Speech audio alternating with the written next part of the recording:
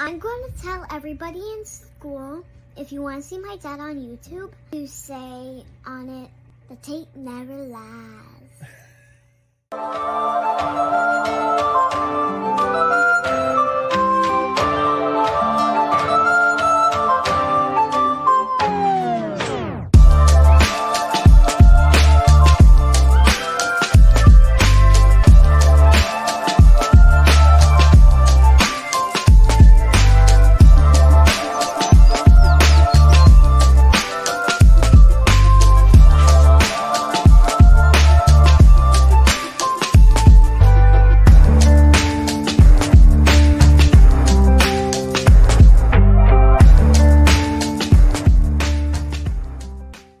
Go shit in the hat.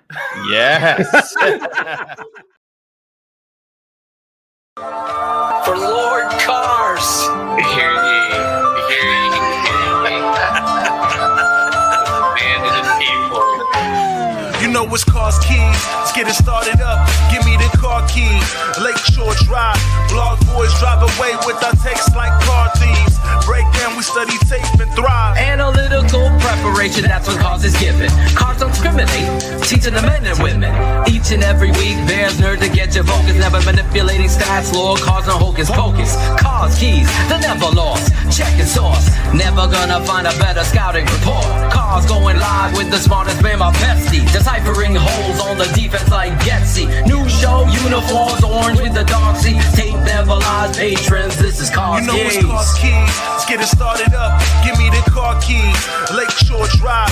Blog boys drive away with our texts like car thieves. Break down, we study tape and thrive. We gotta break down tape like detectives. No hot takes, just real football perspectives. The BearsNerd dropping science on his terms. TTNL giving Bears press like a perm. Other networks is off with the heads. Stats plus film equals football cred. Analysis like Data Ted tries to shred. McCaskey's letting me cake, we keep the 100 crew fed. Cars Keys, let's get it started up. Give me the car keys. Lakeshore Drive. Blog boys drive away with our texts like car thieves. Break down, we study tape and thrive. Lord Hines in his party. Fill up a goblet. Lord Hines in his party. Fill up a goblet.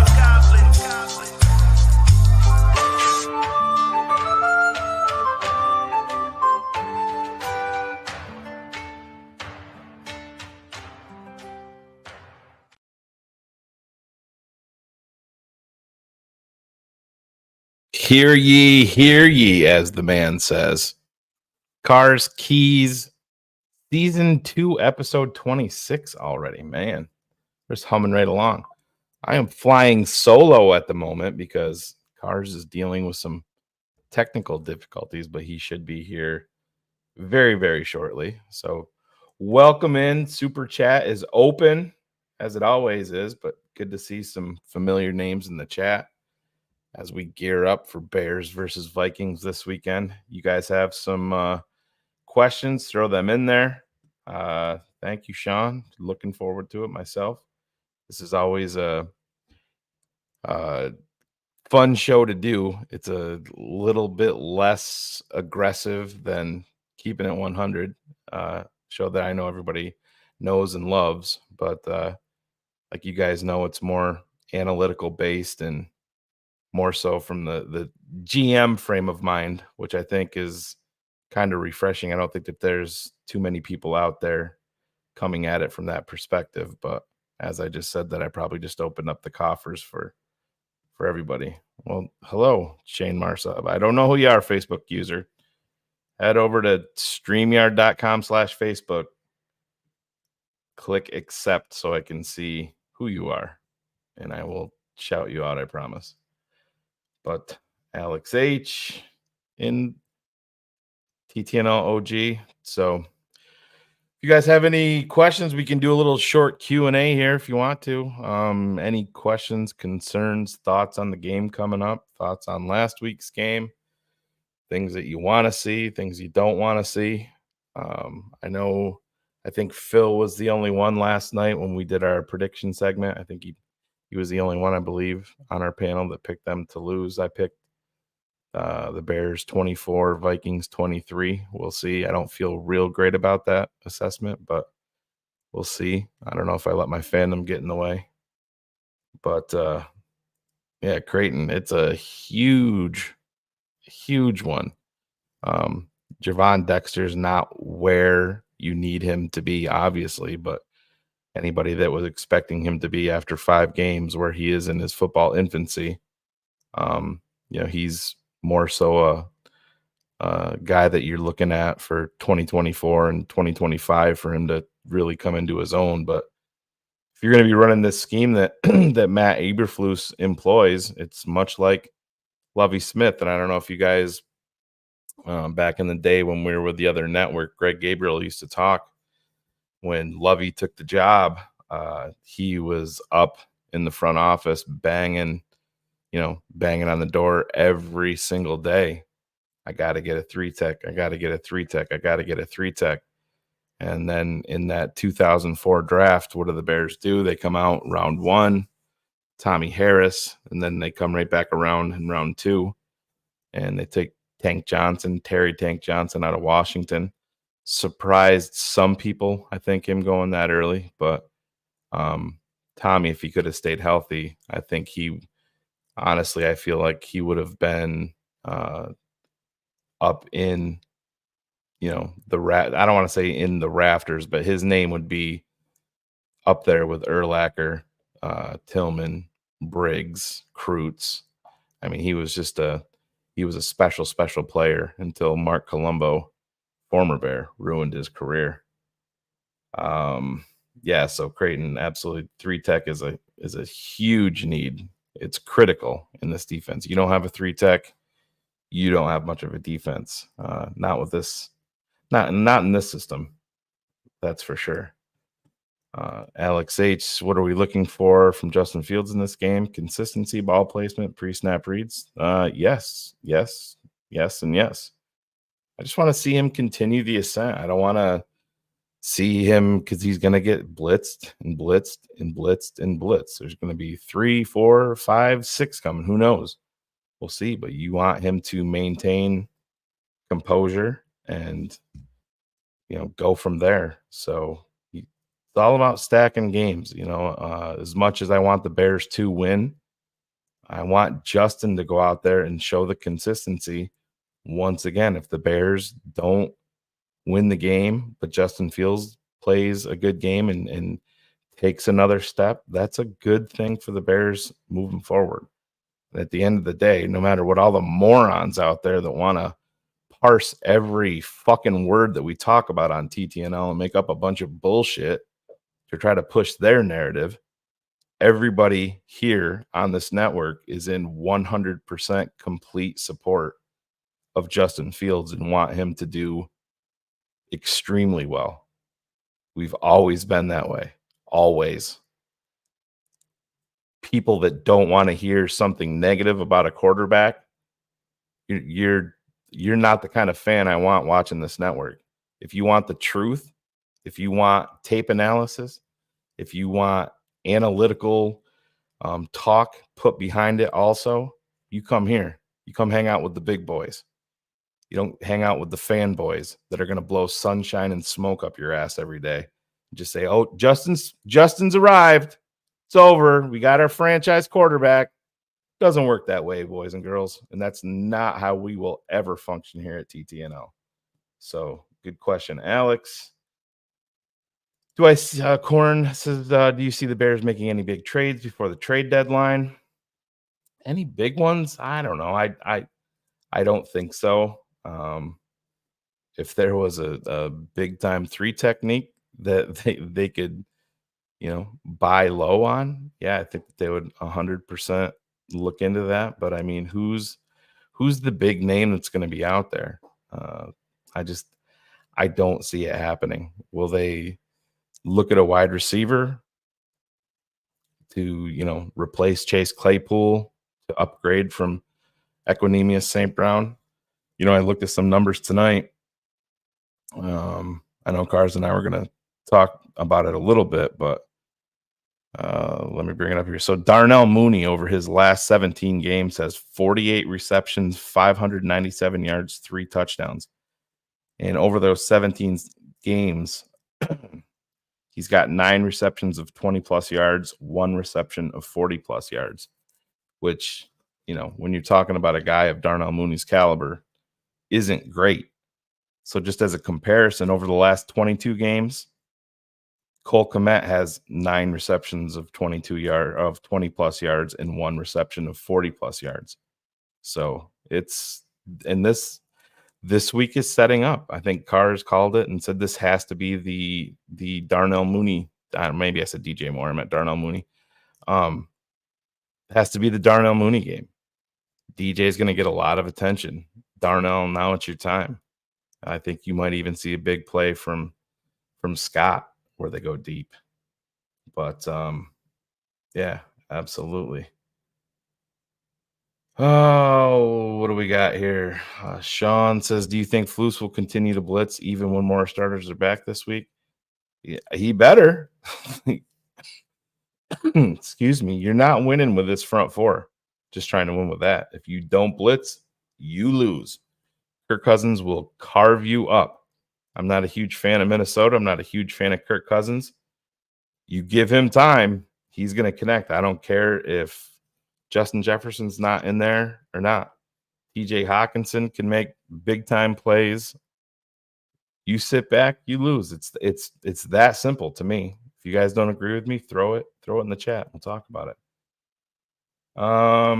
Is there a coaching change next year? And Harbaugh says no. How about Ryan Day? That wouldn't interest me at all.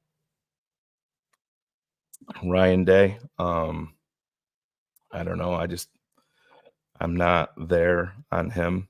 I believe, who was he with at one point? I think he was in the Eagles organization, I think, back in the day. But I'm 100% on board with them going after Harbaugh. And obviously, I think Johnson in Detroit is going to be a guy that's on really anybody's list. But Ryan Day, like I said, I don't want to bring in another huge question mark at head coach to go with all of the other questions that we have in this organization. I just think it ends up being a recipe for disaster. There's Dallas Turner, is a guy from Alabama, Jared Verse from Florida State. We have lots of time to get into those, Daniel. So, I mean, there's going to be guys out there. There's going to be guys available. And that's the beauty. If Justin continues and shows the consistency that you can build with him, you know, that's going to be clearly an option for the Bears. Big time pass rushers don't come free in free agency very often. It's extremely rare. So as Patrick Mahomes just throws a pick. It's Chuck. Hey, Chuck. Glad you accepted the terms. There's your little shout out. Yeah, he does. So he blitzes. I believe Minnesota is the most blitz heavy team in the NFL. I believe so. Yeah, Flores low, and I personally, that's the way I am. I want an aggressive defense, and I want to live by it and live by the blitz, die by the blitz. Put as much pressure on a quarterback to fuck things up as you can. That's just me. If you can win some games with your front four, absolutely, so be it. Facebook user, head over streamer.com/Facebook, accept the terms so I can see who I'm talking to. How much of Fields' success is due to horrible defenses that he has played? I'm not going to, this is the NFL, man. We've lost to good teams. We've lost to bad teams. I'm not going to degrade Justin's performance and say it's because he faced Denver and because he faced Washington. What did they say leading into the Washington game? Oh, this front four is going to be trouble. You know, all these guys up front for the Commanders are going to, you know, be in the backfield all day. So it's the NFL, man. Everybody's good. And Justin deserves credit. Has he been perfect? No, he hasn't been perfect. And if you get pissed off at me saying that, go watch somebody else. I don't care if you don't like what we say here. We're telling you the truth. Again, we're not going to lie and say everything is great. If Justin goes out there and makes great plays, we will show you. We will talk about it. If he makes a play that we have a problem with that he shouldn't have made, we will put it up. We will talk about it. Some people like it. Some people don't. You don't like it, there's plenty of other places for you to get your Chicago Bears content. It does not have to be here. And I'm not talking about you, man. I'm just talking about people in general, because there's a lot of morons out there that are trying to put things together and build narratives about TTNL that simply aren't true. Adrian says, how do you feel about passing on Jalen Carter? I like Darnell, but Carter has arguably been the best 3-tech this year. No, he's been playing very well. And if I had to do it again, I'm still taking Darnell Wright. Story hasn't been written on either of these guys, and we'll see. Jalen Carter, you want to see how he's going to be. I think he was always going to be on the straight and narrow this first offseason, or this first season, coming from where he came from. But we'll see. He's surrounded by a bunch of leaders on that Philly defense. Who's going to be the leader that's keeping him in line here in Chicago? Tremaine Edmonds. Everybody says that he's a leader, but who's the leader on that defensive line that's going to take him under his wing? Is it DeMarcus Walker, who's shown more than that he's a talker and not a producer? Justin Jones, where'd you go? I would do it again. I would make the same. I would still draft Darnell Wright. Darnell Wright has had some hiccups. That's fine. That's fine, man. He's where this kid is going, and it's much more critical to the development of Justin Fields. So that's the way that I feel about it. Yep. It's yeah. So Joe, thanks for throwing that up there. The Vikings blitz greater than 50%. This is something that great point. It's you think about the Bears had a deal in place for Russell Wilson that included 3 first-round draft picks and some players, and it was agreed to in principle. And Pete Carroll nixed the deal at the last second. So think about where you would be with the Chicago Bears right now with Russell Wilson, with no DJ Moore, with no Darnell Wright, with no 2 first-round draft picks in 2024. I mean, you are the worst franchise in all of sports probably at that point by a pretty wide margin with no future. So yeah, I mean, it's something that nobody talks about, and it's one of those things when they say your best deal is the deal that's never made. But just give me 1 second. I gotta text Cars the link. He's still having some issues. Let me send that off to him real quick. And we'll get our guy in here so he can get you guys, some of you nerds, the numbers that he's been working on.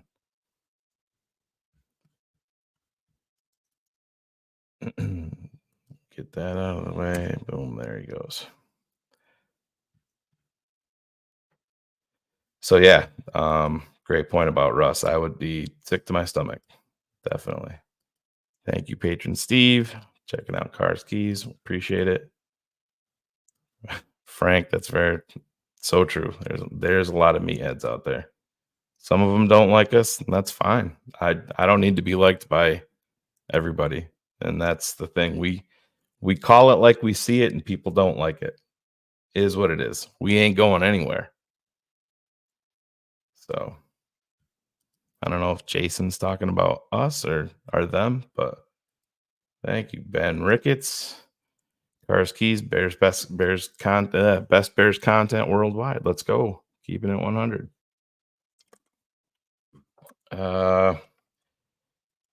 Yeah, I don't know. Creighton, I don't know if you're talking about trading for him. I wouldn't be in on that myself. He's a nice player, but you're talking about second round draft pick. We've been down that road before, and that's that's not one myself that I'm gonna go down to. I mean, if I can buy low on a guy, when I say low, I'm talking about like a 5th rounder on a guy that I think has some upside. I will definitely look into that, but I'm not giving up a premium pick right now to bring in a, middle tier guy that I don't feel like is going to be a huge difference maker. We'll see. Nice player. I don't think it's anything that the Bears are going to get into. Brian, yeah, we talked about that. I don't think it's just on that. This is an interesting one. I could see a scenario where they shop Jalen Johnson for draft capital. Maybe. You have a ton of cap space, and I know I've been hard on Jalen Johnson, but at some point, I think it was Adam Hogue maybe today was talking about, at some point you have to start paying your young players rather than trading them.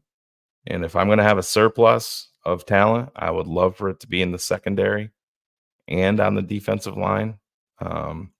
So I'm not really looking to trade. I mean, if somebody wants to, you're going to listen to everybody. Absolutely. You're going to take every phone call. I mean, if a team wants to call up and say, hey, we're interested in DJ Moore, I'm going to take the phone call. Doesn't mean that I'm going to consummate a trade at all, but you're gonna listen. So if you don't, you're not doing your job. Oh, what do we got? Yeah, I mean, I'm kind of there, Eric. Like I said, build a strength. I know there's a lot of people pissed off with my Roquan sentiment, and I would still make that deal 100% and twice on Sunday. I absolutely would. But when you're talking about the secondary in today's NFL, I think it's critical. I'd rather have a surplus than have a deficit of talent in the secondary. We're very lucky that we have these young players that have stepped up with guys going down. Think about if we didn't. I mean, think about a guy like Terrell Smith. Think about a guy like Greg Stroman that they pulled off the scrap heap. Where would you be without those guys? You'd be probably winless when you think about it. So we'll see. Yeah, Ben, that's the one guy. I mean, I don't think you're going to get anything for Eddie. But I mean, if there's a veteran that they're going to trade, that would probably be the guy. I just think, I know everybody gets down on Eddie, but I think he's probably very, very good. I know a lot of the guys look up to him in the locker room and off the field, but I agree with you on Brisker. I just play football. That's all I want. Just forget about all of the other stuff. When somebody makes a play, you don't go get in front of the fans and then let them know that you didn't do anything. You look like an idiot. Just go play football. Stay healthy and produce, and then we'll talk.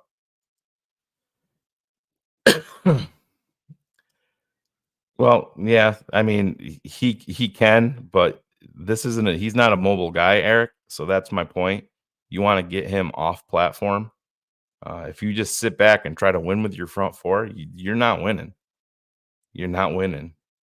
So you have to get after him. And Kirk Cousins is always shown to be the guy that if you stick him a couple of times, he becomes a different player. He starts to see things that aren't there.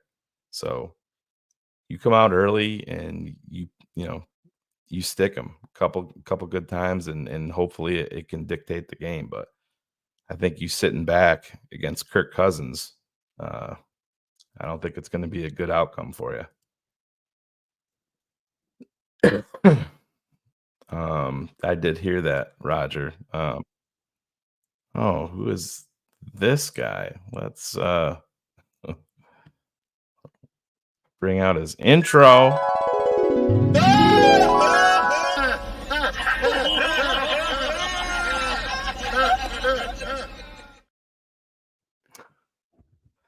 There he is. had to switch rooms. That's always a fun way to start this when you're Fun. So you have to take a lap after the show, sir. All right, I'll do it. Yeah, I mean, Yep. it's only fair. It's only fair. So I've been holding a Q&A session, Cars, in your absence with people. And just real quick before we get into the stuff that you've prepared, one of the questions that I think was my favorite was talking about what if the Bears had consummated the trade with Seattle for Russell Wilson. Think about where you're at then. If you talk about nightmare scenarios or nightmare fuel, that's absolutely It is. Yeah, there's no DJ Moore, there's no Darnell Wright, there's no future first round draft picks. I mean, you have no future, you have no present. And you're paying $50 million a year for the next 3 years to do it. It's the worst case scenario. Yeah. That totally agree. I mean, if you watch Denver, it's not Russ anymore. He's not terrible, but he's not Russ. It's just like it's not Deshaun Watson anymore. It's just is what it is at this point. So I'm grateful. So real quick, Cars. Another one of the questions, we had a couple of them kind of pertaining to the same thing, was the trade deadline coming up, and do you see any big time trades that the Bears would be making? I really don't myself. I don't see them giving up premium draft capital. I don't know, mate. Somebody brought up Cortland Sutton. I mean, if you're talking about if you can buy low there, but I mean, I don't think that they're going to be getting into the game of giving up a second round draft pick for another wide receiver or anything like that. But what are your thoughts on the trade? I think you might see us more as sellers there. I know Jalen's name comes up a lot. It would not shock me if he's someone that gets moved. But I don't see us being big buyers. I see us doing things to get additional draft capital and other things along that line. So if you can trade Jalen for a second or a third, I think that's a move the Bears front office makes all day. Even for, I don't know if I could do it for a third. I would rather have, this is what I said. I would rather have a surplus at that position. And I understand that you have to pay him, but at the end, I think a lot of people, and I was part of that group saying that he wasn't going to be here, but I said, the more that I think about it, he's 24 years old. Yeah. And man, it's such a passing league, man. You have to have corners. And if you don't have a defensive line and then you're getting rid of corners on top of it, it's a recipe for disaster in and of itself. So, but the opposite of that is, when you look at what's happened while he's been out, Terrell Smith has stood up. And so, yeah, I absolutely, I wouldn't do it, but I'm just saying as an overall move, it would not shock me. I don't know if there's anybody else on the roster that's really movable. Maybe. You might be looking at a Cody Whitehair type of move. I would sign up for that today. It's time for me. I mean, I get veteran influence, stuff like that. But it was telling that when he came back, that it instantly went back to Whitehair on the bench for Tevin. I think we saw the issues. We saw the issues with the snaps, so we kind of again got more confirmation on why they are so concerned about him and snapping the football. But it goes a long way, and with the way that Ja'Tyre Carter has played, it wouldn't shock me if like a Cincinnati called up and said, "Hey, we need guard help. Would you do it?" That we would absolutely make that. I could see it, but I said just one of the most underrated plays from the Washington game was, I don't know if it was the first, second, third, fourth, or fifth bad snap from Cody Whitehair was the one that went high. And Justin brought it down. I think he ended up getting 6 yards out of it. Yes. There's not a lot of quarterbacks in the NFL that are making that play and getting positive yardage out of it. So we'll be seeing one of them on the other side of the field today, this week. If Kirk Cousins got that ball is over his head and in the end. Question. Let's throw a couple of these up here. Mo, he's always throwing in stuff in the super chat. Justin Fields doesn't have to be perfect. Progress and consistency. It's what it is, man. You know, Cars, we can stomach a loss if your quarterback goes out there and you can clearly see that he's consistent in making steps and not regressing. Like I said, if you go out against Minnesota and you're 6 of 18 with a touchdown, 2 interceptions, and 2 fumbles, can't have that. We don't want that. But if you go out and the Bears, lose 31-30 and Justin Fields is, 27 of, 34 with 3 or 4 touchdowns, that's exactly what you want. And even if you don't win, it still is going to inspire confidence in the most important position in all of sports.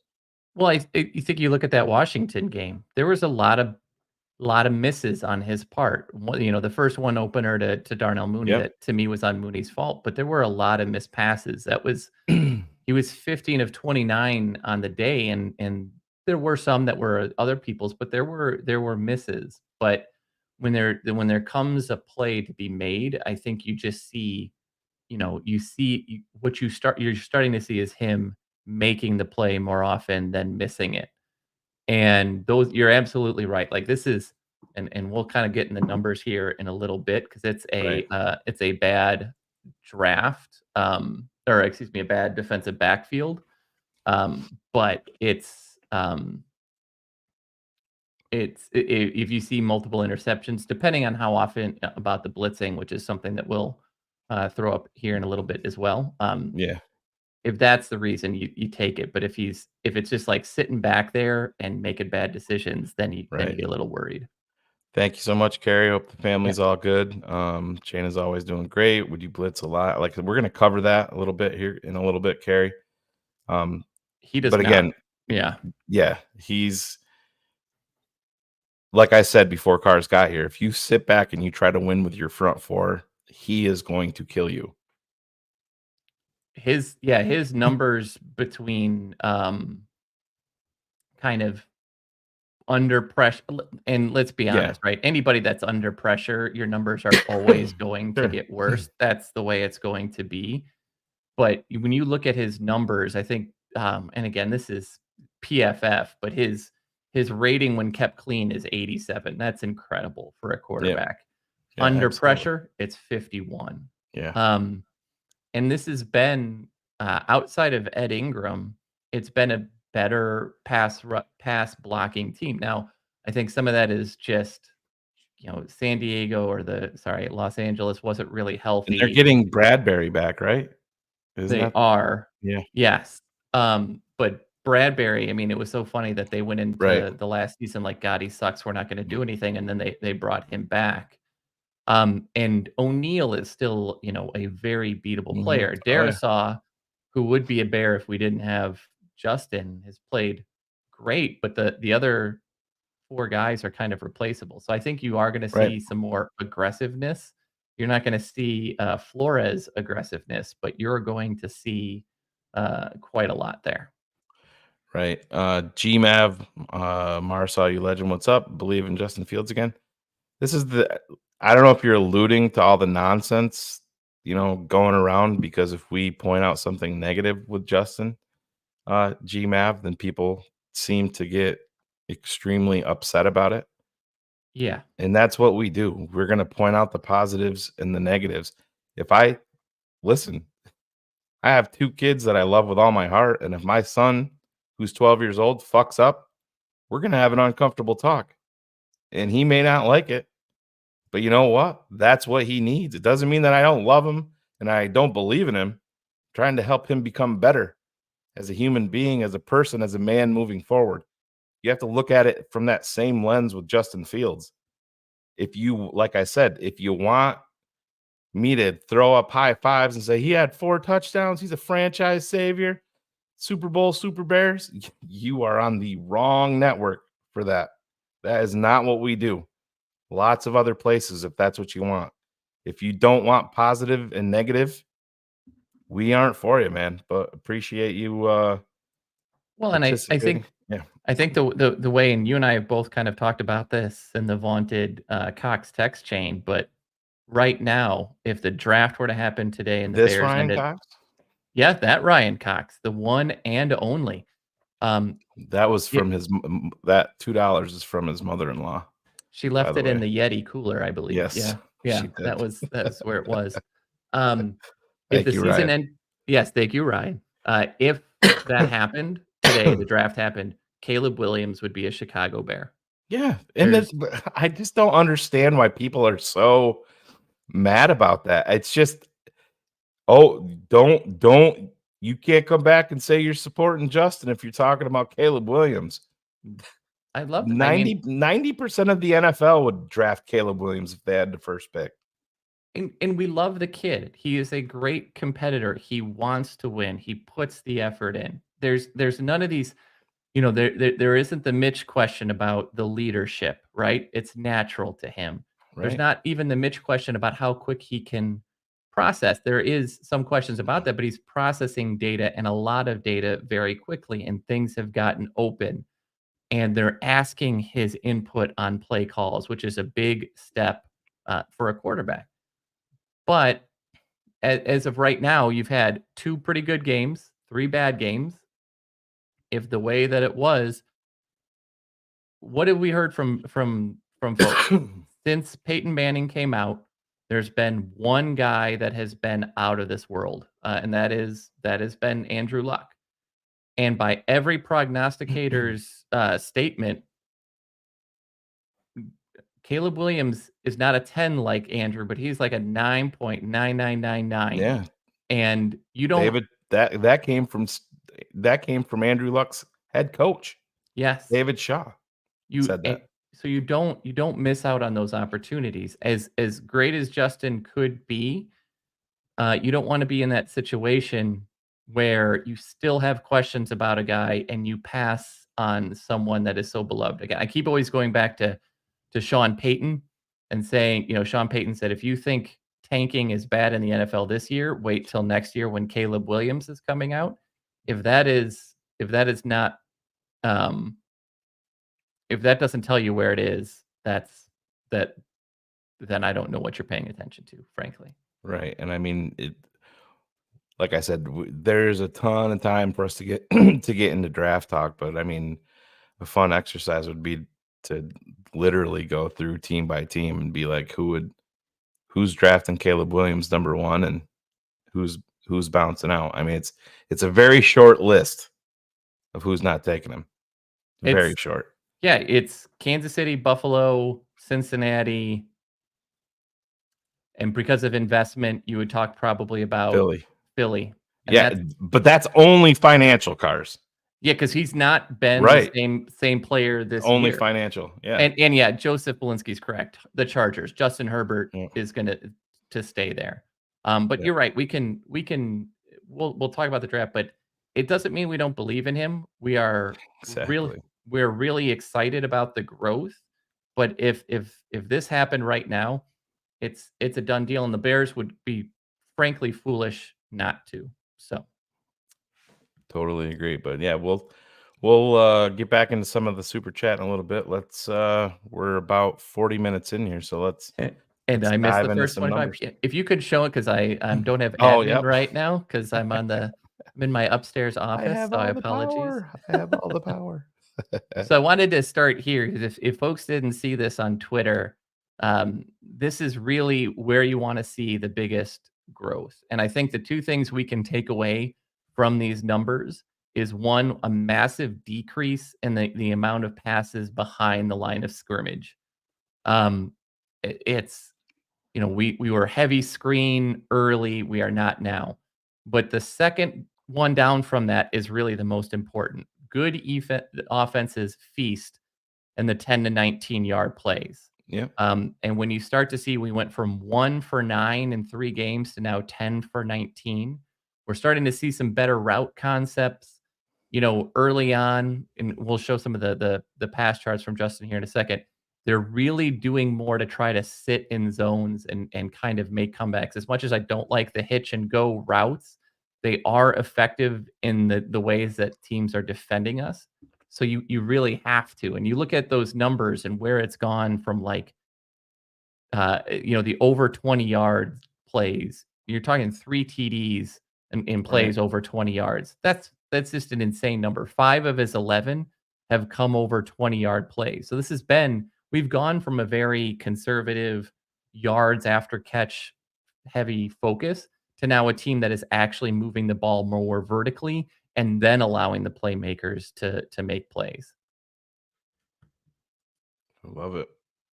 And well, what you're talking about, Cars, it's hard to just grasp that this is a Chicago Bears offense when you're talking about these plays over 20 yards and touchdowns. I mean, we have to go back a lot of years, lot of years before And there was more missed. You look at the Darnell Mooney when he turned around on that first play. That was a schemed open play. The one later on in the first half, I believe, where Justin missed him going towards the sideline. That would have been another, I think it was 15 to 20-yard play. So what we are actually seeing, which is freaking me out, is guys rather schemed open. Right. And that's super intimidating to be for us to actually see. You ready for the next one? I absolutely am. All right. Look at this. So this kind of piggybacks off of that. When you look at week 1 and look at all those throws 5 yards or less. And he can throw left, Mitch. Oh, geez. Yes. And then you look at Tampa, we saw a little bit better of this.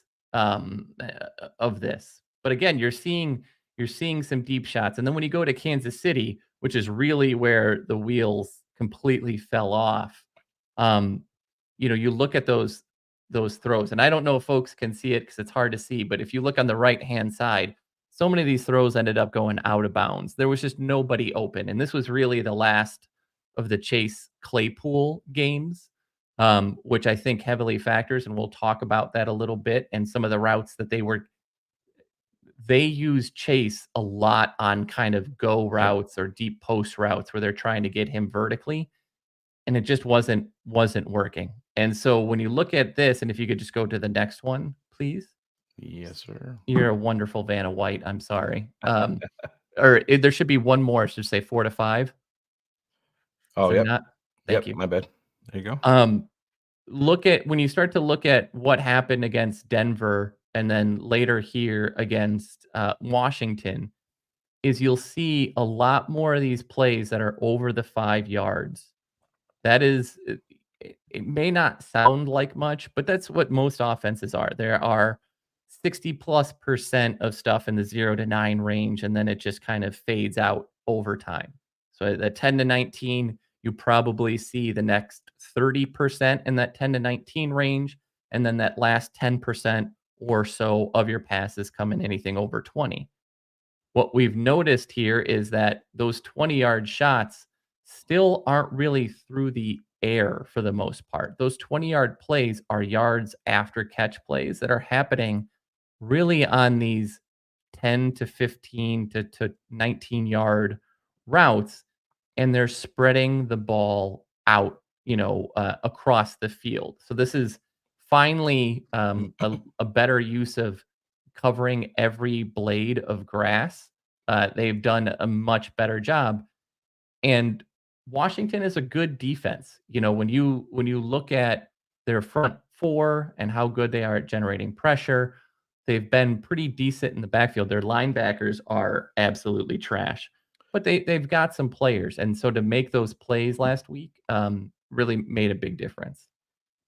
So I got to throw this out there. I know I have my thoughts on it, but I've had this sneaky suspicion that if he was a free agent, so if we fast forward and listen, I can poke a lot of holes in the player and the injury history and everything, but I've always had this sneaky suspicion that if Chase Young was an unrestricted free agent, that the Bears would pursue him. And to take it as, go ahead. But so he's heading into he's going to be out of contract, and they have not paid Sweat yet. correct? They have to pay Correct. Sweat. They have to pay one of the two. So could that potentially be the move that you see? Could it be a One of the Jalen? two. Yeah, that's kind of where I'm going. You're adding a young 24-year-old defensive end, but there's a lot of issues there. I mean, staying healthy and stuff like that. But again, Cars, you don't get much of a chance, if ever, to pick up a young, high-end potential pass rusher And the in number free 2 agency. number Right. 2 pick overall.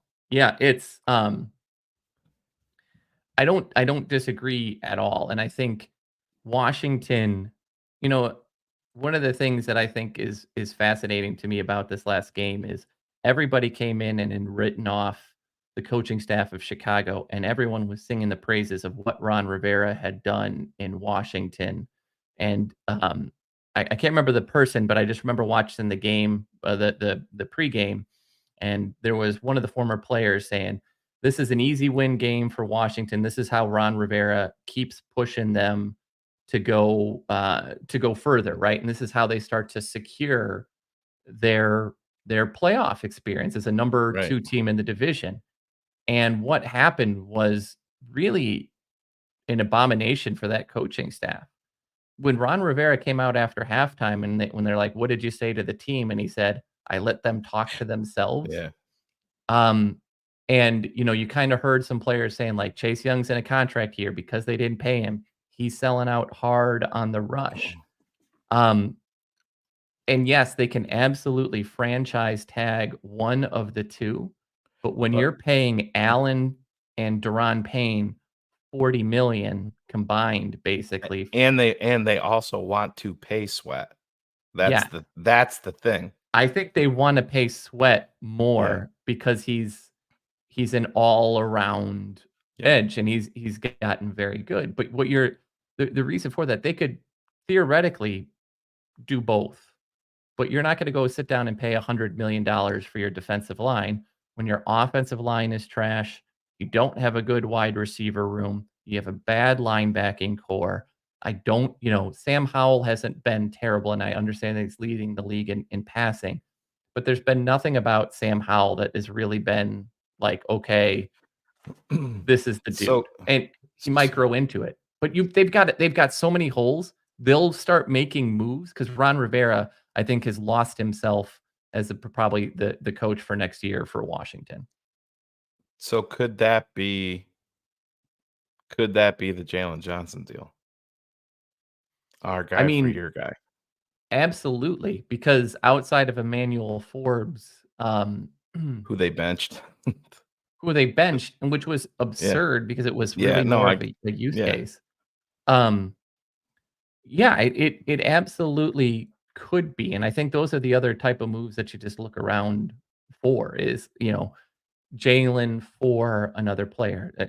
Bill Barnwell be damned with all his awful trade ideas today. I know you sent me that. I didn't end up looking it up, but it's like Jerry Jeudy to the Packers for Romeo Doubs, right? And you're like, are you? And there were some other ones that were really just so that's like the most anti-Packer trade ever in history. But yeah. So I mean, yes, absolutely. Those are the type of moves, but I am looking for 2 to 3 moves to be potentially done by the deadline. And I don't have any obviously inside knowledge, but if Jalen Johnson moves, I do feel like there would be 1 to 2 other additional moves that would sit on top of it.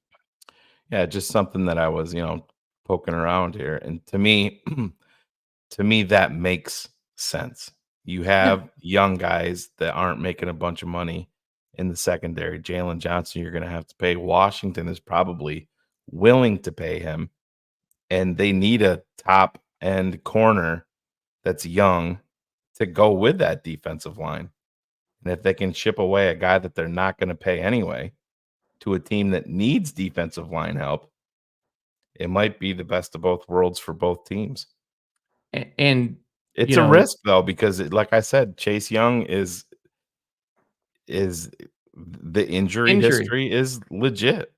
I mean, he had, just looking back here, as a rookie, he had 7.5 sacks. He hasn't had a 10, I don't believe, has he? No. He's only he's at 12 sacks in his career. Yeah. So, but and the other reason that you make that move is because Washington inexplicably chose Forbes over Christian Gonzalez, which was one of the biggest head scratcher. The Yeah, they player went back like to back. Gonzalez being available, there should have been as home run of a pick as it gets. And so now this is what we can refer to as a Ryan Pace move. I screwed this one Right. up. Now I'm going to overpay to try to fix it. Just real quick before we move on here, Joe, that's kind of what we're saying. But if you're at the point where you're gonna let the young guy, it sounds weird for me to say that, let the young guys play when Jalen's only 24, but Jalen's in a contract year. Jalen's got to be paid. But if you listen, they know as a front office already where this road is leading to with Jalen Johnson. They know what his financial expectations are. They know if it's, they know if they even want him back. So if you can make a move like that right now and get a defensive lineman in here that can create some pressure and maybe just help out. I mean, you're barren. You're absolutely barren. He's not a franchise changer, but he's a guy with upside, and that's the type of move that you have to make. Still the guy potentially to be that changer. Like he's still 24. He will not turn 25 this year, right? Like he is still that guy. And for a guy who has been injured to come in, and I think he's got 3 sacks. I think he's like 7 or 8 different QB hits. And he didn't obviously play the first game. They sat him, but he's seen an increase in snap counts. It's an interesting thing. There are red flags there. Obviously, he's played something like not counting this year. I think it's something he's played. It's kind of Tevin Jenkins all over again. He's played like 27 games out of 55 potential games or something like that. And it doesn't look good, but at his age, you just kind of take those chances. They don't have a ton of cap space right now. It's like in the 10-ish, like 10.2. Is sticking in my head right around there. I'm sure. Yes, you're correct. 10.1. Yeah, so it was right around there, but that's more than enough. I mean, for you to make any move work. You move Jalen and you absorb that. There is a lot to do there. But when you look at it, and next year, right? Washington, to your point, Washington is top 10 in cap space. So they'll have the space to sign both of them. But if you sign both of them, you're gonna. I think they're around 70-ish million. If you sign both of them, you're gonna have 30 million to fill the additional roster holes. Well, you have to look at it from this perspective. Just let's just say that Chase Young and Jalen Johnson were free. Would Washington rather pay Montez Sweat and Chase Young, or pay Montez Sweat and Jalen Johnson? Yeah, they would Chase Young and Jalen. They're one of those two has to get moved. But one of them is going to include Jalen Johnson that they would be selecting. Is my point, and I think they want to pay Sweat clearly over Chase Young. Oh yeah, I mean, and again, when you look at next year, they've got 4 dudes over 20 million, and 2 of them are defensive tackles, and they're between the 2 of them, I think they're like 20 or $43 million of cap. Ironically, the other 2 players making over 10 million are McLaurin and everyone's favorite Charles Leno. So, but you look at that roster outside of that defensive line, who's scared? The defensive backfield isn't terrible, but who scares you? And on that offense, who scares you? Brian Robinson, Sam Howell, McLaurin has been so regular this year. Logan Thomas was probably their best skill position player against us, which is not boding well for them. Former quarterback. It's Back in the day. they are stuck in hell right now because they have drafted so poorly for a long time. And we're going to be talking about the team we're about to face that has drafted super poorly the last 2 years as well. But there's not enough money. If one of them has to be available, it makes sense if this is a lost season and you realize you're not going to make the Right. playoffs to go get additional draft picks. And this is where every general manager fails. If you can't afford both and you know you need to rebuild, get picks. That's it. That's it. Absolutely. So the next one's snap counts. Yep, let's look at the snap counts. I just think it's really interesting. So on the left-hand side, that's weeks 1, 2, and 3, and the right-hand side is 4 and 5. And so you can really see the differences in week 2 and 3 with Mooney. He lost the vast majority of his snaps to Chase Claypool. You look at Cole Kmet. Cole Kmet was losing snaps to Chase Claypool. Not as Chase Claypool as a tight end, which someone had said on Twitter that's the way they were using it. No, they were going more wide out heavy, but people were sacrificing. And if you look at what's happened over the last couple of weeks, I think before Herbert got injured, Blasingame was relatively close to the same number of snaps that he had the second week. But when you see this, what have we talked about? The Bears went from 21 attempts over the first 3 weeks in play action. They went 22 or 24 attempts the last 2 weeks. They barely went heavy. Now they're going heavy more with Tanyan and Lewis and with Blasingame. So what we're seeing in some of the biggest changes, I hate to pat myself on my back, but one of the things I've been talking about is this needs to be more of a 12 heavy team. And we've been saying it all since when? That's the thing that drives me nuts, Cars. Oh, we've terrible. been pounding the table since last year about it, and it just how does it escape them? That's what bothers me. There's no reason that it takes you until week 4 where you start to see those numbers go up. It's just it was asinine to do it from start, and I think it really just felt like they were trying to force the Claypool thing to happen, and he just it was just a bad move all the way around, and it came at a whole lot of different issues overall. And when you look at Mooney's seen more targets, Kmet's numbers have gone way up, and still remains one of the more underrated and overly hated tight ends in the game. It's made a difference on the offense. Cole, Shane, you said it, like his 20-yard catch numbers, he's top 10 in yards after catch for tight ends. Like the guys now who need to be there are there. Yeah, and that's the thing with Cole, and I understand that he misses blocks, he gets lost on some plays, but this is the thing. When he got paid, I know Phil was pissed and people were pissed, but the money kind of falls in line to who he is. What he is. What is he in? What did you say? What is he in yardage in the NFL for tight ends? Well, I know he's 8th for yards after catch. I think he's 4th overall for tight ends in yardage. Yeah.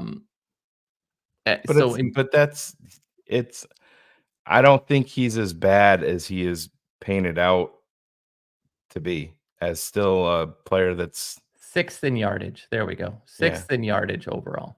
And Cole is what, 24, I believe, right? 24 years old. So it's not like he's, a 28-year-old guy. He's still a very young football player that you have locked up. And I think the number one thing is people are expecting him to be Kelsey, to be Kittle. And that's never been who he is at any point. That's not his game. So Cole Kmet is the second best non-move tight end in the NFL behind Mark Andrews. And so when you look at the move tight ends, that's how Detroit is using Laporta. That is what Kittle has been. That is what Kelsey is. That is what, Hawkinson that we're going to see this week is. That is what Darren Waller is in New York. That's what Higbee is. That's what Pitts is. That's what Goddard is, right? Like, these guys are flexible. They'll block in line on occasion, but, they're really more slot receiver than they are tight end. And that's not meant as an insult, but that's the way that Right. these positions are used. Cole Kmet's responsibilities are night and day different. And I think we just, we as Bear fans have this thing of sometimes looking at a stink reel of like 2 or 3 plays where someone may not be doing the right thing and ignore the other 50 plays where they're really good. Yeah, and we've talked about that multiple times too. I think Cars is there's not a lot of middle ground with any Bears player. It's either Justin's our franchise quarterback and the answer at quarterback for the next 12 years, or he's gone. There's no in between. And it's not just Justin. It's literally everybody. There's no. And what do they tell you? You're never as good as they tell you. You're never as bad as they tell you, but you're going to fall somewhere in between there. And I mean, look at the first 3 weeks for Jordan Love, right? The first 3 weeks, everyone's like, look at what's happened. And now nobody did it again. They did third consecutive. Yeah. And then 2 weeks later, it's done. I think it's what I love and hate about the NFL is I think many of us are guilty for making a decision on a player before they're even drafted. And then when the seasons come, we can't look past what that. Have a good night, Mo. Appreciate you, brother. All right. So blitzing. That's next. Is that the next one? So this is the one I wanted to talk about because I think it's super fascinating when we start talking about next week. But if you look at these numbers, the Minnesota defense is blitzing 50% of the time. I want everyone to take that again. Brian Flores, hello. It's insane. If you go watch tape, they are running some plays where they have 4 defensive ends because their defensive tackles are trash, by the way, on the line blitzing and rushing and sending somebody else. But when you look at this and how it works, this is their secondary is one of the worst in the NFL. And we have to thank Kwesi for that because, the guys that they drafted that they expected things to do, so last year was his first draft, right? His first 2 picks were Scene and Booth. Scene has yet to play a defensive snap all season. Booth has played 4. They drafted Ed Ingram, who's one of the worst pass blockers. They drafted Asamoah for a linebacker. He got beat out by Pace Jr. and is an undrafted guy. My guy. Your guy, yes. Caleb Evans, who is their best cover corner. We'll talk about that in a second. But they're blitzing like crazy because their defensive backfield is garbage. And they are setting awful records as it relates to completion percentage for opposing quarterbacks. You're not seeing that incorrectly. When blitzed, opposing quarterbacks are still completing over 70% of their passes. And you look at it when they're non-blitzing, they aren't necessarily looking bad. They're actually looking really pretty solid, but they can't do that because if you're not getting pressure, they're going to get eaten. And I always take away when I look at these stats, I always take away week 1 because it's still really to me an extension of preseason. And you take away Carolina because it's Carolina. And you look at that number, you take away that the completion percentage moves in blitzing at 80%.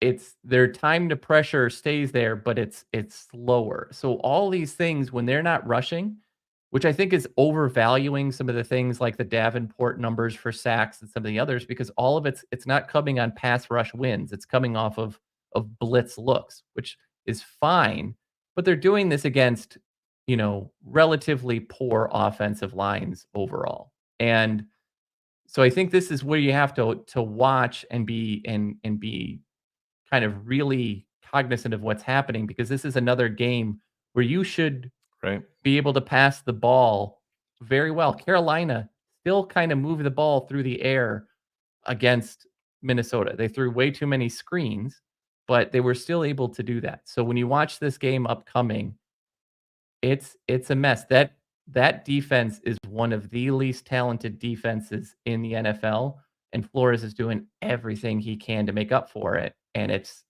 not working. Yeah, man. No, I get it. And it's critical. You want to see the flat line Justin Fields, see DJ Moore if he's doubled, if they got a Yeah. guy over the top of him, and then like you called it, Cars. This has to be the Darnell Mooney game. And Well, it absolutely, and the Cole Kmet game. Yeah. They've not done well against tight ends Right. because with Kendricks gone, with who was the other one? Barr is gone. They've replaced those two guys with other people that just aren't that good. And you kind of look back at some of the numbers of I think it was LA. I remember they were down pretty heavy. And Gerald Everett had a pretty couple of good plays. Kelsey is Kelsey. Tampa Bay made some plays in the passing game with tight ends. This is a game that is set up that it should look very good for us. And if it doesn't, if it's a step back, you have to be a little concerned. Absolutely. And that brings us in to this. Which is, everybody thought they were getting a steal when they picked up Byron Murphy. Oh, yeah. And he is their worst cover corner ever. Caleb Evans, he hasn't been necessarily great, hasn't been terrible. Obviously, the play that I show you down below as the back should have been an interception, and it ended up becoming a touchdown because he couldn't catch it. You look at Mekhi Blackman, who, again, this is another high defensive back pick for Kwesi, who is not making any sort of difference whatsoever. So this is why you blitz. This is why those passer ratings are insane against those guys. Not to get off this, but just while you're talking about Kwesi, this is the difference when you have TTNL. Obviously, we're talking about we're based on tape, but you and I have this different show that is kind of away from the tape, but it's, you're bringing in analytics and thinking of it from a, more so from a GM perspective versus a head coach or anything like that. But with Kwesi, it seems like it's 100% analytical based, no matter what. So much so to the point, even if they were picking number one, Cars, I think they're the team that would have the sign out just accumulating draft assets, because analytics show that's what you do. You have to watch them, because I think you bring a great point. If they lose this week, Kirk Cousins is probably gone, and there is a chance that Justin Jefferson is gone. And they would, if they do that, they would absolutely, they're all in on Caleb and wanting to restart. But and I think you're completely correct. The problem with that is go accumulate picks like Cleveland did when Cleveland added their analytics only guy. Remember, they had all those picks, all we talked about. How many of them did jack? Most. Right. And so if you look, I'm going to read you these names, folks, and this is Kwesi's first 4-round, or, so we did Steen, Booth, Ingram, Asamoah, Evans, Adamueo, Chandler, Jordan Addison, who's not a bad player, but was a kind of on frills. Mekhi Blackman, Jay Ward isn't doing anything either. So they have one player that's doing something, and Ed Ingram, who they're trying and will be replaced probably in this game or next week by Dalton Risner, who they signed. They've had 2 drafts with nobody or Yeah. one name that has made any sort of difference. Analytics guys get a bad rap because, because some of the analytics guys that get hired are just stat guys. So Right. stats just mean I look at the numbers and that's what I do and not analyze all the different things. You, as a talent depleted roster, to draft that poorly, if you have 5 defensive backs that you've drafted in 2 years and only one of them plays snaps, you fucked up. Yeah, big time. And that's the thing. I know everybody's connecting the dots. If they trade Kirk Cousins, everybody's pointing to the Jets, but he's got a no trade clause.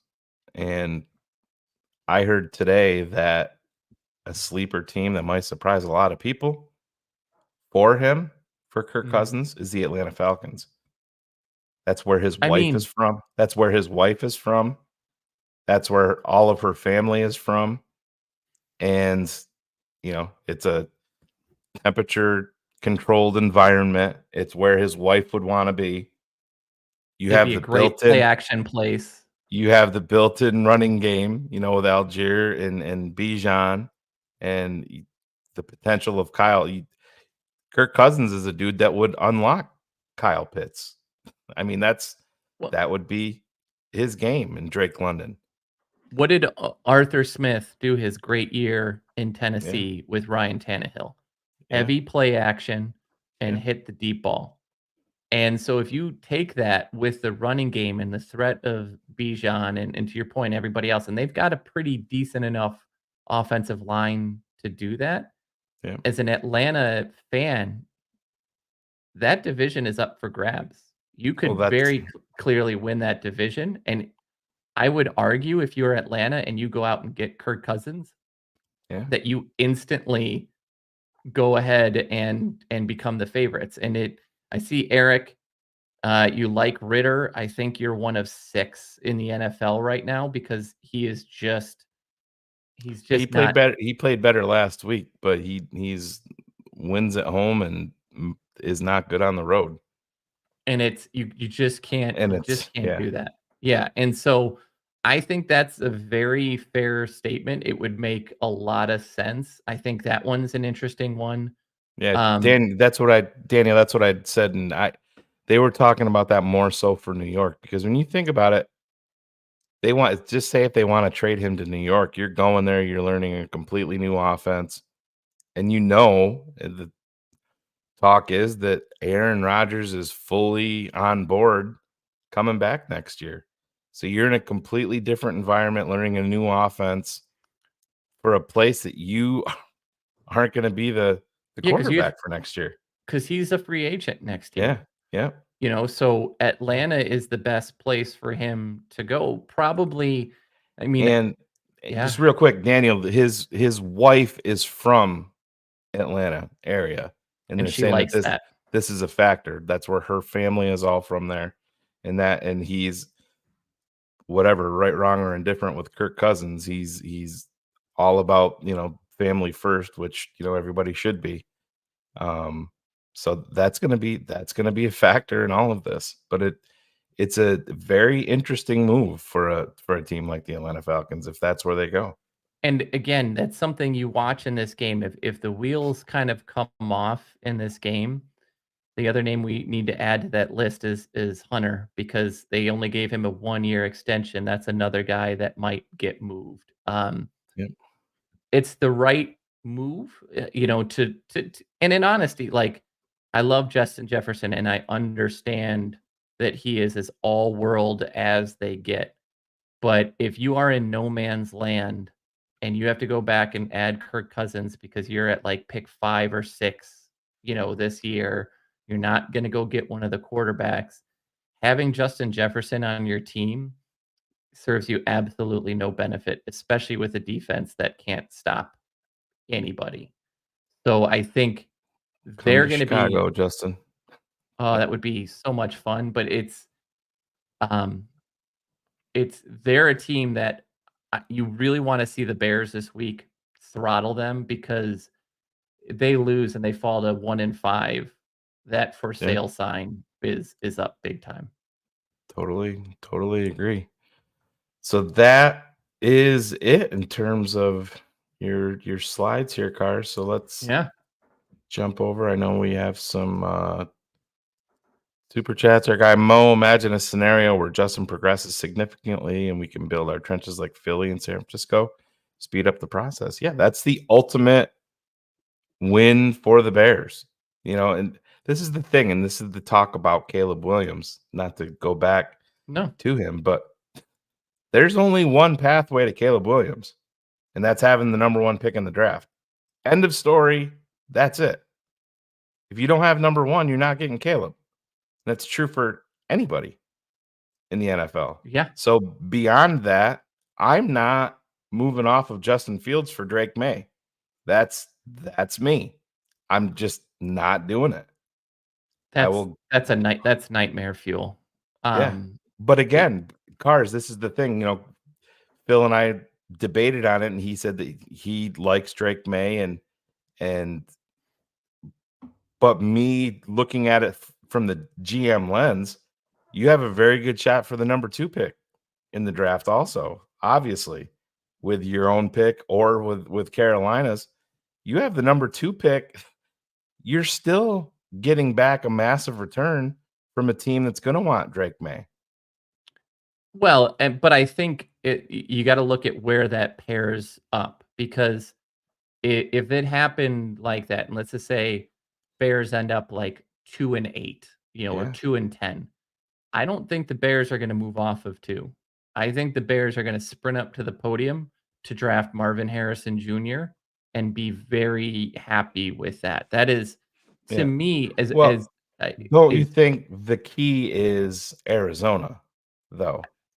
2 keys: Arizona and where the Bears' second pick falls. Yeah.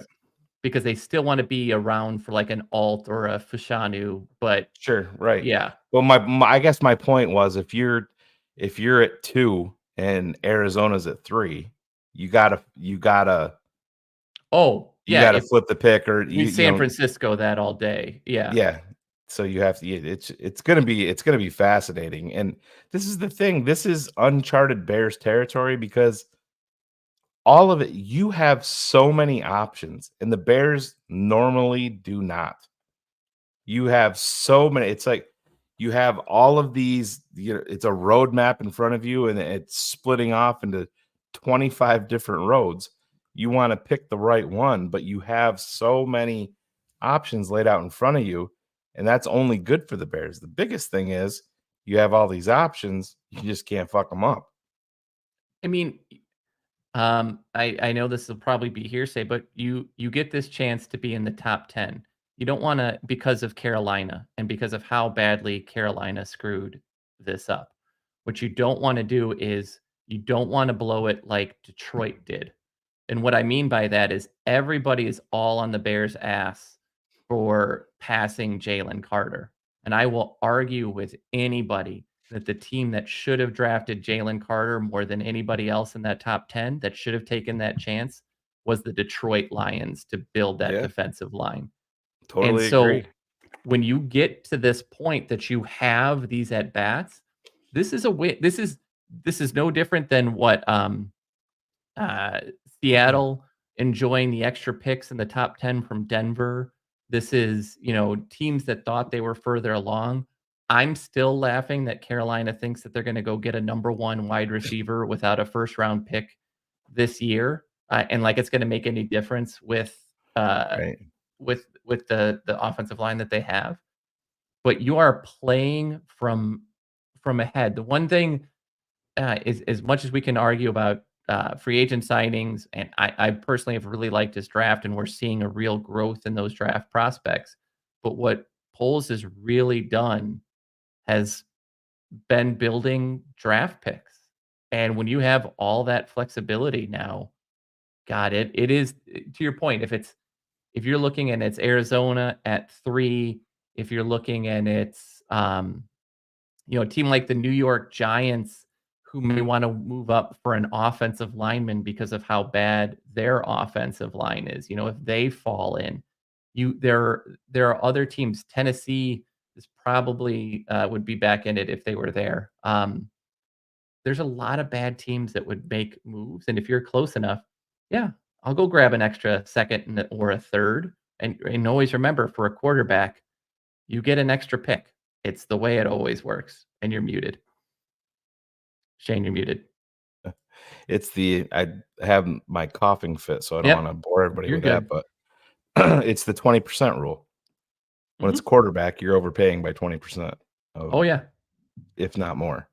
Yeah, So and I that's mean, what you have to- you can't miss these at bats. Like I like Jahmyr Gibbs and Jack Campbell. They're wonderful players, but that was Gibbs is barely playing, and Campbell isn't making enough of a difference. You when you're playing with the way I would phrase it, if you're playing with house money, you take more risk, right? I still feel, and I haven't heard anybody talk about this, and I know they're saying they were all in on Jahmyr Gibbs. I feel like they thought that they could fall back and get Bijan there. I think they miscalculated. I think you're not wrong because I think there was a lot of momentum of like it would be stupid for Atlanta to go draft Bijan here, so the running back position is terrible. So don't worry.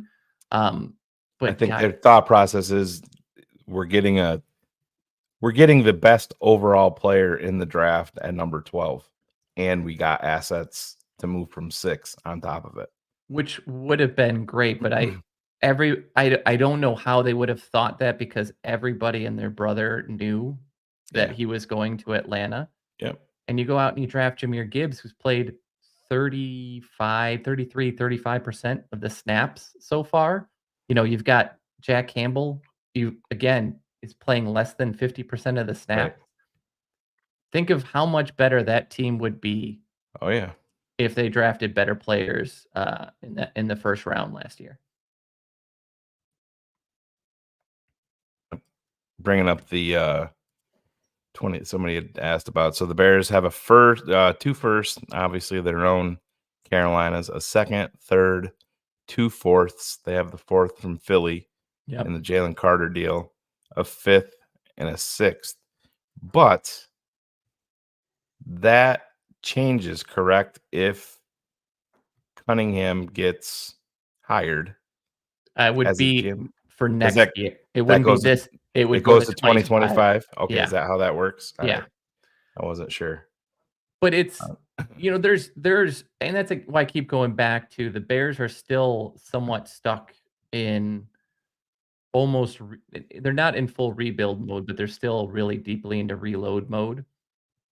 And so, right now, I think if you can, going back to Jalen, like they may consider a move for picks because they like some of the young corners.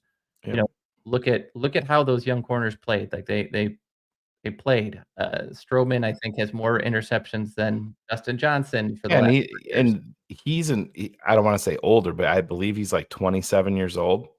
Injury. Stroman. Yeah. But again, Blackwell is a guy that they love, and it gives you versatility on special teams. The other Johnson, they love. So, I understand that Chase Young has his warts, but when you look at the overall picture, with the wide lens, I don't think it's so bad of a deal if you can pull off something like that. There are truthfully 4 premium positions in the NFL, right? And it's quarterback, offensive tackle, wide receiver, and pass rushing defensive end. And when you have guys in those positions, every game becomes winnable. And so you always will sit down and take a chance on a pass rusher. Cornelius, thank you. Yeah, I forgot about that. Which is incredible that we got anything back. But it just gets interesting. I think you're going to see, going back to the Sean Payton comments, you're going to see some massive tanking take place probably after the next, right before the deadline. If losses start to stockpile for some of these teams, because they're all looking at their cap situations for the next year. And it's not the amount of teams that have cap space is very limited, or at least have significant. But the ones that have the most significant either have, Bears are still second in cap space. Miami Right. is number one.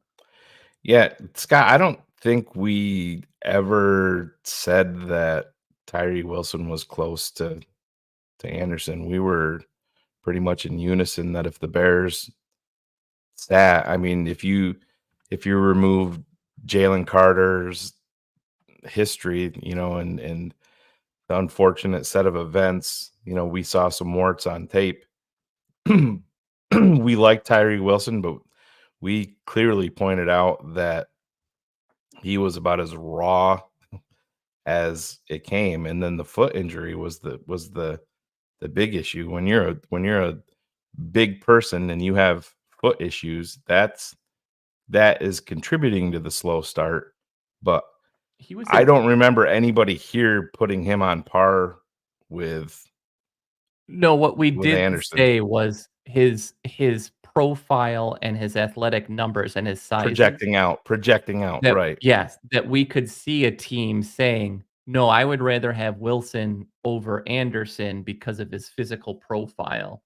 Yeah, we so had we had Lauren Cox on air here, and he I don't think Lauren will mind me sharing this. He knows some people that are very close to the situation in Detroit that he was told flat out pick was going to be Wilson.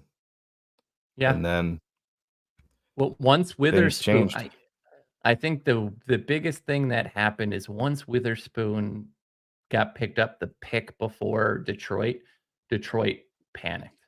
I don't know what else to say there. And it set off a spiral.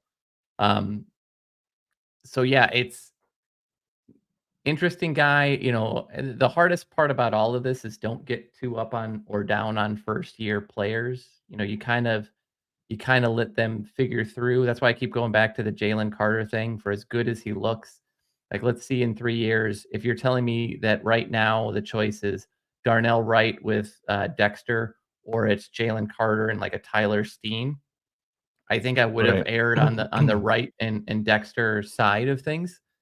So don't we'll see in 3 years, but I sadly think getting drafted by the Raiders is almost a kiss of death at this point as well.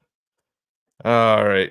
Cars, this one is definitely for you. And I know the answer to this, but is that a lightsaber? It absolutely is. That is Count Dooku's Sith lightsaber behind me, because as a parent, you know that we are always evil. So yes. And we have both been there. I went there with my son. Yeah. Absolutely. Very cool experience. Well worth it if you get the chance. Absolutely. To go. All right. Gary Catachan. You have to, I don't know if I'm mispronouncing it, but Cars, we need to draft the left tackle and center this draft. I still like Braxton, and I think Braxton is starting to suffer again from a lot of Phil never listens to this, so it's okay. But it's a lot. But real quick, before you go on about him, Cars. So if let's just say you're on the board at number 4, things don't work out in the draft for you, and Marvin Harrison goes off the board at number 3, and you can't move off of 4. Nobody's willing to move up, and you're sitting there. You can't say, I'm going to keep Braxton and let somebody else take Fashanu. No, absolutely correct. Right. Yeah. So it's going to depend on a lot. We definitely do need a center, but center is not going to be a first round pick by any means. If Mooney's unfortunate season continues, wide receiver is going to be a need. You still have defensive end as a need. And I'm not, Jared Verse is probably the best, and I'm not the biggest fan of what you see, which is again why you make a move for Chase Young. And I believe Jared Verse, is He's either 23 right now and about to be 24, but he's going to be considered Older. an older rookie. And he's not making enough of an impact right now. So you're correct. I don't think that the Bears view it as a need. Again, I think this is uh, this unfortunately goes back to some of the Leno things where we harp on when a tackle misses something Yeah. and misses a handful, and then we super ignore everything else that we do. There are all sorts of numbers that show like his pass blocking consistency and how he does, and understand every player gets beat and it's going to happen. So I don't necessarily disagree with you, Shane. Like if you're there and Fashanu is who by far is one of the top players, but Yeah, like you you can't just pass have to just sit back and you think about Justin Fields for the next 10 years if he's your quarterback, and that's the way that it works out. And it is what it is. But you think about his bookends being Fashanu and Darnell Wright. That's pretty goddamn impressive. And Fashanu is is very. I think is he still? No, he'd be 21 right now. Yes. About to be 22. So he's still young. I mean, those are two impressive bookends on your offensive line for the next 13 years. You know what I mean? And So if that's and you add in what Nate Davis has done, whether or not Tevin plays, but Tyree Carter has shown you a lot. All of a sudden, you add a center, and that is an incredible offensive line. I don't also think that it's outside of the realm of possibilities that Darnell Wright does not, if they are not sold on Braxton, does not move to left tackle next year, right? You can absolutely see that. Eberflus got asked that question when Braxton went down. Yeah, I wouldn't think they would do that in season. I wouldn't know, but there's other Bear staffs that would. Oh, do that. 100%. That's the problem. But I think there's still many holes, and this draft is not very good for many of them. Like if you're sitting there and Olu and Harrison have gone, like you're looking at Brock Bowers right now as a top 10 draft pick, probably if you're the Chicago Bears. Cars, there's a legit shot he's going top 5. Oh, absolutely. Bowers. Yeah. I mean, that's that's just calling it straight. I mean, let's be honest. And the thing about it is, I mean, the way that things are going, it still, if the draft was today, the Bears are drafting number 1 and the Bears are drafting number 2. If the draft was today, and with the win. And it would be Caleb Williams and then a neon Harrison sign that says Jr. Well, depending on who's behind it, I don't think that you can you could cash in big on draft pick compensation to a team that wants Drake May. I think you 100% have to. I think those are hand in hand because I understand that. Put it this way. Let's just say Arizona is drafting 4th and 5th. What are you saying to Arizona? They want Drake May. We'll take 4 and 5. And you're not taking a wide receiver and passing that up. No. I'm not. And I love Marvin Harrison Jr.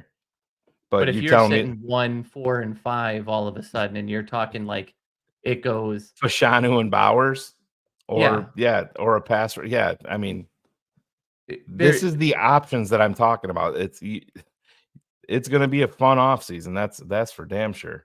It's going to be interesting, and I keep going back to like when part of the reason I'm so extra fascinated by this game is I have no idea what Minnesota did this offseason. I don't understand any of the intelligence behind it. You cut all your best defensive players. You're relying on young kids who have not shown to be worth it. You've had back-to-back. Listen, Jordan Addison is going to be a nice player. Absolutely. But you're telling me that with all the holes that team had, that's who you sit down and draft, in the first round, you're not looking at you're not looking at any of the offensive tackles. You're not looking at any of the defensive line players that went. You're not looking at any corners because you've been killed on safety and corner picks in second and fourth round. Like it was. Carrie. No, it's Brock Bowers is the tight end from Georgia, Carrie. So you'll want to definitely check him out. He's otherworldly, and it's not Shanu. It's Olu is his first name, and last name is Fashanu. He's the left tackle for Penn State. He was one that I had hoped had entered this draft because I think that he would Cars. He was the first offensive lineman taken if he was in the draft last year. Maybe Paris still. I think Fashanu still goes. I think it's Paris Johnson at that point is a Bear, right? Like that's the way that changes, and I think we won. That move. But it's a weird draft for where we aren't. Again, for where our needs are, and so that's the thing of why I say, yeah, they'll be aggressive. Yeah. They have to. And yes, Jake, thank you for sharing that. Yes.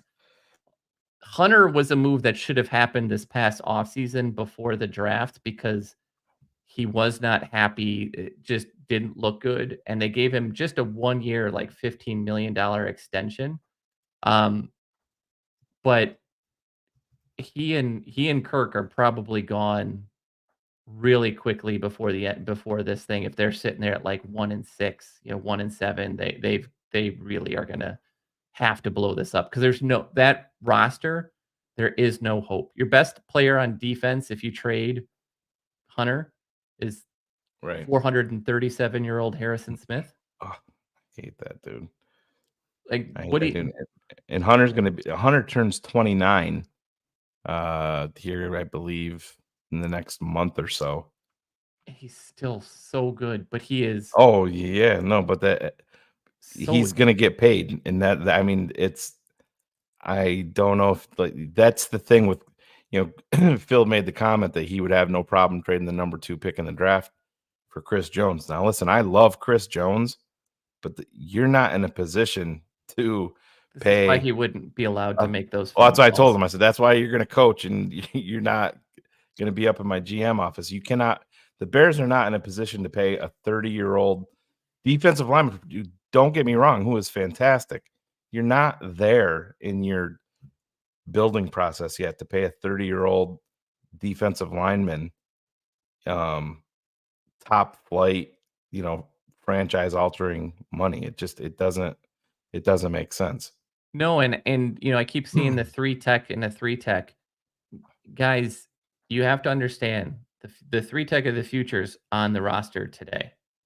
And it's Dexter Jr. And understanding, if you look at go watch the tape of what he just put out against Washington and how good he was. This is a kid that his best football's ahead of him. I don't think the Bears, the Bears don't view the 3 tech as much as a need because they expect him going forward, especially as an offseason, and he gets better training and kind of continues to grow. The 3 tech is not going to be a need. The biggest needs are going to be edge, probably somewhere on the offensive line and wide receiver, and really probably truly tight end. And that's not a shot at Cole Kmet, but they just want a different type. They'll just want a better Robert Tonyan type, right? A better guy that is a move tight end. So.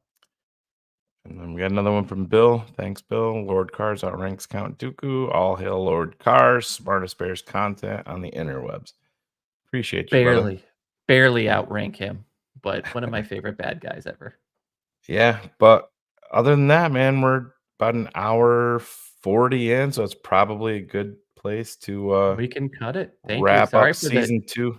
Yeah. Sorry for the issues. We will be live streaming Cars lap around Naperville that he owes us now for being late. I'll go live on Twitter as I go run a lap. No problem. But we're gonna get out of here, wrapping up season 2, episode 26 of Cars Keys, which Wow, man, we've done 26 of these. That's kind of crazy that people still listen when I do them. So I appreciate again everybody coming on and absolutely. all the And activity in the chat.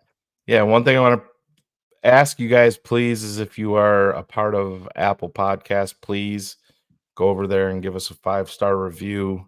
Leave a comment. We would appreciate it. And I'm still fighting with Apple Podcast because for whatever reason we have 2 TTNL networks up there that are both us, but it's the one with the blue logo, not the white one, that you should follow. So please give us a 5-star review, leave a comment on what you think about the shows. We would appreciate it. It gives us a little bit of a boost and pushes us up when people are searching up Chicago Bears content. So we appreciate that. Absolutely. Saturday, X's with the O's is in the process. DDP's The Tape Never Lies. That is literally on the cutting room floor as I speak. You have that to be looking forward to. And then Sunday, we're right back at it with BHL.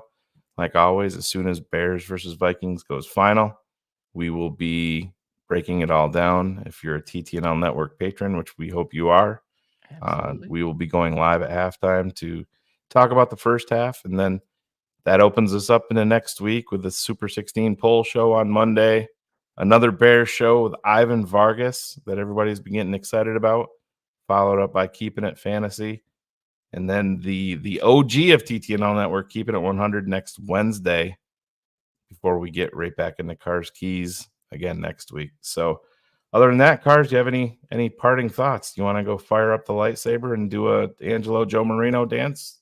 And ladies and gentlemen, no. That is all I will say on that one. No, I think the parting shot is please stop watching snippets of players and judging them. Watch everything, and don't jump to just being like he missed 3 blocks, he sucks. That'll kill me.